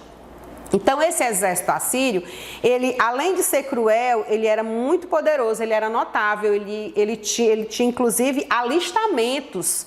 Não era qualquer pessoa que podia fazer parte, não, eles tinham que ser selecionados. E esses assírios, eles se tornavam cada vez mais fortes dentro dessa civilização mesopotâmica. E os caldeus, que foram também outros povos que fazem parte de um outro momento dentro dessa civilização, eles eram semitas, se estabeleceram na Baixa Mesopotâmia no início do 1º milênio antes de Cristo. Os caldeus, eles foram responsáveis pela derrota dos assírios. Eles tinham essa visão, mas eles não perderam. Eles acabaram perdendo para os caldeus, desculpa aí a informação. Então, os caldeus foram mais espertos que os assírios, eles conseguiram, então, vencer através do que eles chamavam de seu soberano, que foi o Nabucodonosor. Lembra das personalidades históricas que nós falamos no início da aula? Pois é, Nabucodonosor foi o rei que venceu os assírios. E o Império dos Caldeus, ele durou 73 anos. Foi incorporado ao Império Persa. E mais tarde, Nabucodonosor, que foi, né, o famoso por criar os jardins suspensos da Babilônia e a Torre de Babel, ele também governou esse período. Foi um rei forte, foi muito querido pelo seu povo, mas ele também chegou, no fim da sua vida, com quase 60 anos, morreu pelo domínio dos persas. Cultivavam nessa época o trigo, a cevada, o linho, o gergelim, né? Como eu disse para vocês, ali era muito forte a fertilidade do rio, árvores frutíferas, etc. Daí a riqueza dos jardins suspensos da Babilônia, que era um verdadeiro oásis, né? E a agricultura, que era a base da economia para eles, e o processo de irrigação. Então, para a gente fechar a nossa aula de hoje, só queria citar para vocês os povos babilônicos, que se destacaram pela astronomia, que se destacaram pela criação e pela veneração dos céus, das constelações, e criaram uma série de coisas que fazem parte da nossa vida atualmente. Bom, esse é um pouco da história da Mesopotâmia. Na nossa próxima aula nós vamos continuar falando sobre essa civilização, porque ela ainda tem muito a nos ensinar. Para vocês que estão ficando por aí, eu desejo bons estudos, espero ter ajudado. Até a nossa próxima aula.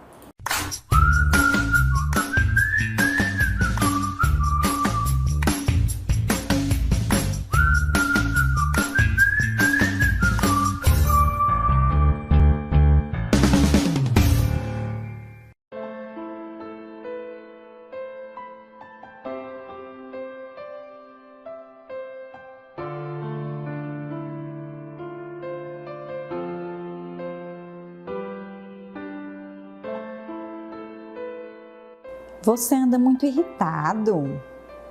Que desânimo é esse? É só uma fase. Isso aí é frescura, não é doença, não. Que cara horrível, não dormiu, foi? Como assim? Você não vai?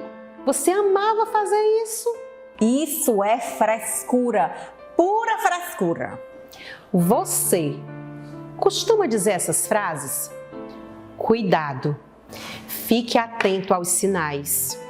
Setembro Amarelo, o projeto Minha Escola na TV abraça essa causa.